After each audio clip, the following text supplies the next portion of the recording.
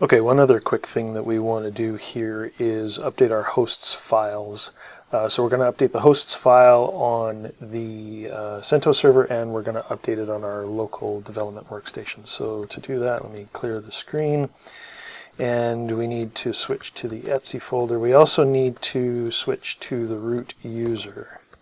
So that's an su root, and we put in our password, and we vi hosts, and we hit I for insert, and we come down here, and we do another 192.168.50.129. This time it's IAM server.c3ug.local IAM server. Press escape to go out of edit mode, and WQ to save your changes. And then the other thing that we want to do is exit out of being root. And let's just go back to our home folder.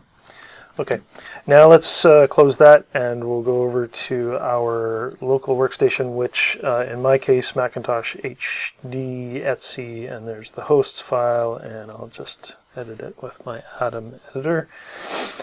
And same thing, 192.168.50.129, and it's IAM server.c3g.local.